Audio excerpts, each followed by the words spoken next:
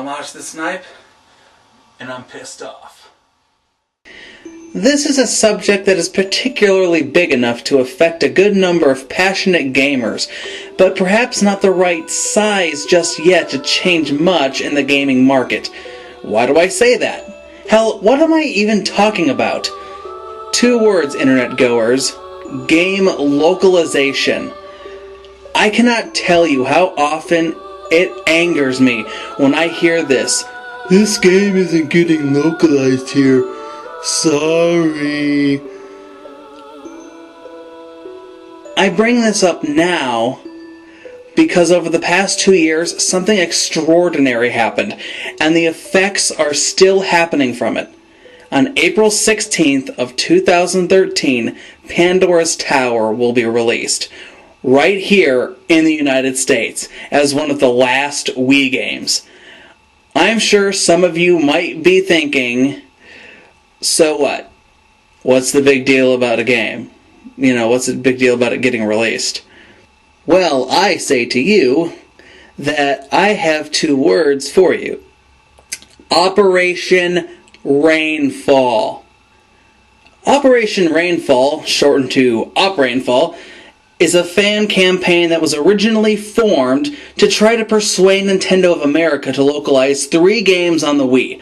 Those games are Xenoblade Chronicles, The Last Story, and Pandora's Tower. To understand this a little better, let's take a trip back in time. No flux capacitor necessary. On June 23, 2011, Matthew Manel, who at the time was the marketing manager of Nintendo France, stated that Nintendo of Europe wanted to show off Xenoblade that same year at E3, but Nintendo of America wouldn't let them because they didn't want to show products they weren't planning to sell. Manel left the company 11 days later. But that didn't end there like we thought it would. The very next day, they, as in the fans of the IGN boards, decided to carry on in hopes to change Nintendo's mind by making Operation Rainfall. They wanted Xenoblade and no longer wanted Nintendo to tell them otherwise. And hell, that's not the only one they wanted. But to make our campaign strong, we'll stick with just 3. This game and 2 others. The Last Story, and Pandora's Tower. The campaign was actually 3 smaller ones, 1 for each game. Physical letters were written, phone calls and emails were made, all to Nintendo pleading for these games. They Facebooked Nintendo, they tweeted Nintendo, they even pre-ordered Xenoblade under its developmental name, Monado Beginning of the World, on Amazon.com.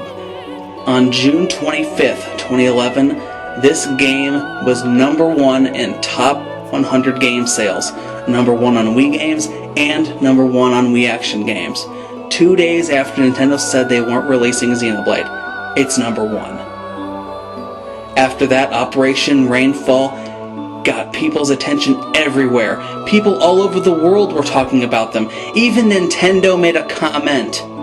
Though on June 29th, they announced that they were having no plans to release any of the 3 games. Despite this, Reggie himself said that they would be looking into very closely these 3 games on their European release. So there was hope. Nintendo kept on denying the releases until December 2nd, 2011, where Xenoblade Chronicles was announced to be sold exclusively at Nintendo's website and GameStop. The Last Story was confirmed on February 22nd to be released on August 14th, 2012. Finally, Pandora's Tower was confirmed for an NA release January 16th, 2013. As the final chapter closes on this epic journey 2 years in the making, my final thought is this. What does it take to make a game get localized?